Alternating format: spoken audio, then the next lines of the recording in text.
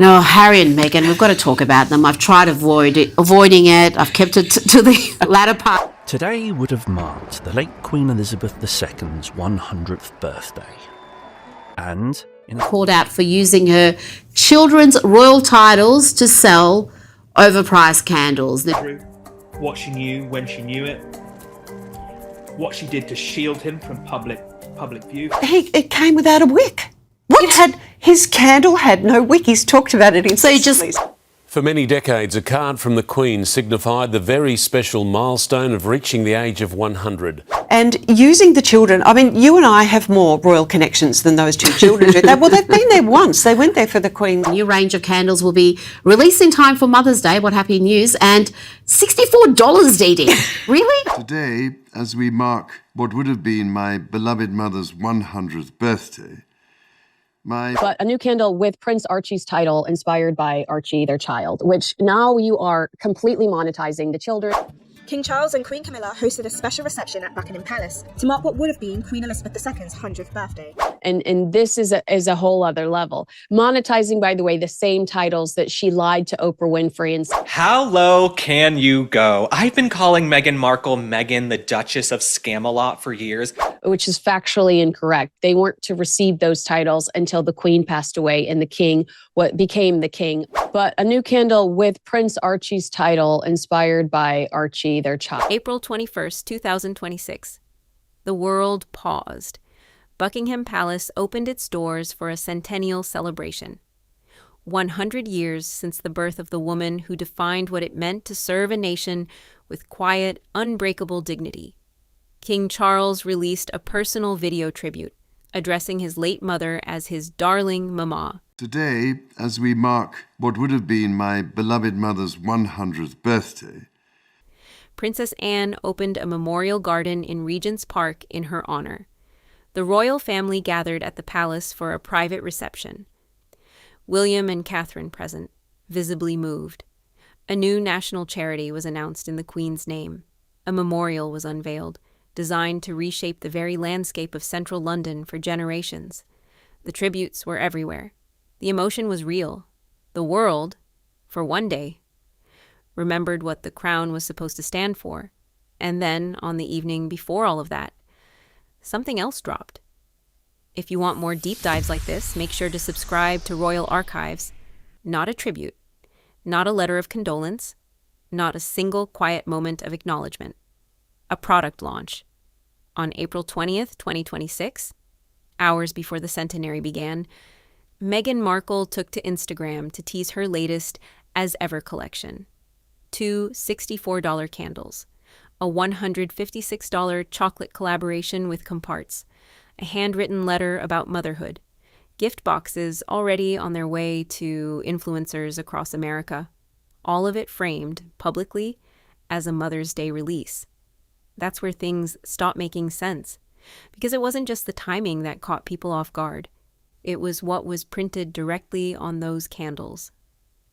Right there in the official press materials, distributed to People magazine as a formal press release, signature candle number 506, described as inspired by Prince Archie of Sussex's birth date, and signature candle number 604, inspired by Princess Lilibet of Sussex's birth date, their full royal titles, on product packaging, in commercial press copy, sent to press contacts, distributed to influencers, live on the As Ever website by April 22nd, and according to a palace source speaking directly to Page 6, that crossed a line.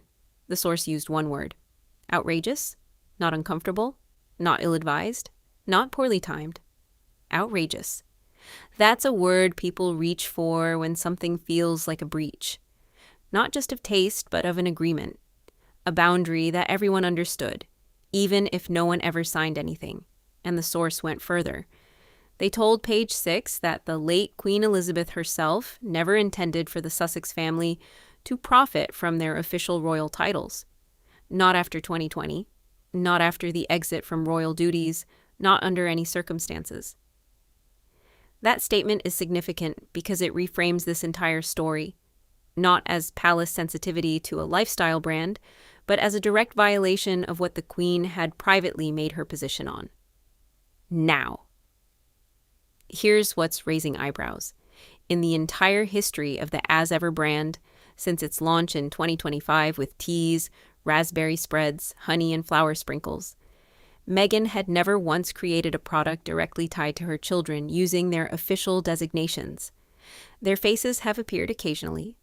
Their names have surfaced in captions. But their full royal titles, Prince Archie of Sussex, Princess Lilibet of Sussex, had never before appeared in commercial product copy. Never in a press release. Never as a product descriptor. Until now. And the timing of when this dropped isn't a footnote. The collection went live on April 22nd, the day after the Queen's centenary. The teaser on Instagram went up on the evening of April 20th, hours before the palace's commemorations had even begun. Some online discussions have suggested that sequence was not coincidental, that someone, somewhere, had a calendar and made a choice. The Royal Observer reported the public reaction in stark terms. Words like ghoulish and psychopathic appeared in social media threads, driven not just by the candles themselves, but by the specific proximity to the centenary.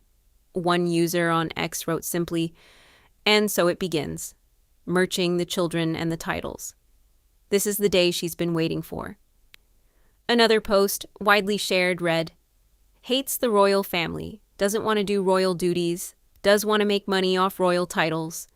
Critics were quick to highlight the contradiction, and the question that kept circulating, was this really about Mother's Day, or was the timing deliberate? Here's the thing about the As Ever brand. Every product in the collection has carried a personal meaning. Candle number 084 from the holiday range was numbered after Meghan's August 4th birthday. Candle number 519 was a nod to her May 19th wedding date with Harry. The brand has been built on intimate symbolism, the feeling that every item contains a piece of her personal story, sold to you at a premium. So framing the children's birth dates as product numbers isn't entirely out of character for the brand's aesthetic. Meghan's camp pushed back against the criticism. A source close to the Duchess told outlets the approach has been very tasteful, that this is a Mother's Day line, that Meghan is a mother, and her brand has always centered on family, warmth, and the rituals of home life, that she never shows the children's faces, that this is simply a candle. But that defense runs into something harder to explain away. Page 6 reported separately that Harry and Meghan have now secured trademarks for their children's names, email addresses, social media handles, domain names, all of it registered, all of it locked in. Palace insiders told Page 6 that the trademarks alone are not yet considered a formal problem, but that assessment shifts the moment those names are used to sell goods, which, as of April 22nd, 2026, they are. That's when attention quietly shifted toward a much bigger question. What exactly is the long game here? Because this isn't just a candle launch anymore. It is one data point in a pattern that, when you step back, looks considerably more deliberate than any single piece of it would suggest on its own. The children already have HRH stationery, according to Page 6. Their names are now trademarked. Their royal titles appear explicitly in commercial press materials. And each of these moves has arrived quietly, one at a time, with a perfectly reasonable explanation attached to each one individually. Taken together, the picture looks different.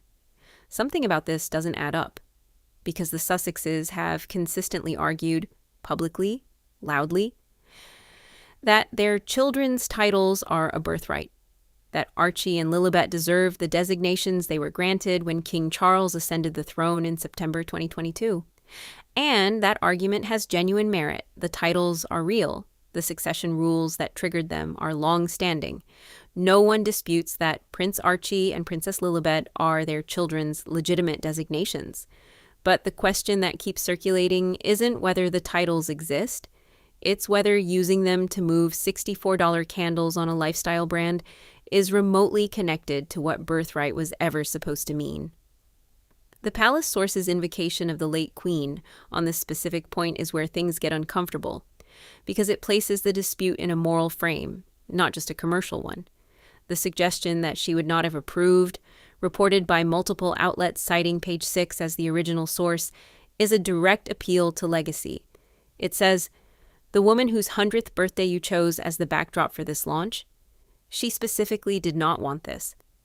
Whether that position can be enforced is a separate question entirely, and that's where the story takes a real turn. Unconfirmed reports have circulated online about the broader ambitions behind the children's trademark registrations.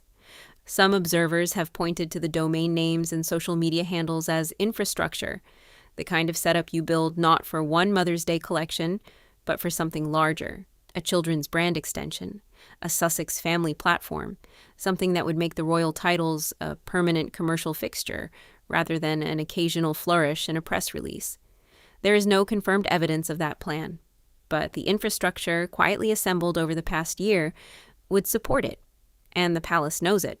What the palace has not done, and this is worth sitting with, is issue any formal demand. No statement, no legal warning, no public call to strip the titles or impose conditions on their use. Just one word, routed through a source, to page 6. Outrageous. Placed on the record the same week the Queen's centenary was being observed. Timed, some would argue, just as deliberately as the launch it was responding to. Many observers began pointing in one direction when they read that. The palace is watching. It is not yet acting, but it is no longer staying silent. And what happened inside the palace walls on April 21st makes the contrast even sharper. Charles and Camilla at the British Museum viewing the model for a permanent national memorial. Catherine in a lilac dress wearing the late Queen's pearls at the Buckingham Palace reception. Anne opening a garden in her mother's name. A family, visibly and publicly, honoring a legacy, without the Sussexes present. No invitation extended as far as reporting suggests. No acknowledgement from Montecito in the other direction. Just a candle tease on Instagram. The evening before, the late Queen served for 70 years. She never gave a press interview. She never promoted a product. She never placed her children's names on a commercial release. She died at 96, having protected the institution through every storm it faced, and according to the people who understood her position best, she made it explicitly clear that the Sussex family was not to profit from the dignity of those titles. Whether anyone enforces that now, whether the palace moves beyond a single word to page 6, is the part of this story that remains unresolved. What we know is this. The titles are being used. The trademarks are registered. The brand is growing. And a palace source, in the week of the Queen's 100th birthday, chose the word outrageous. That word doesn't get used lightly. Not by people inside that institution, not in that week. Royal Archives will be watching exactly what comes next. Subscribe so you don't miss it.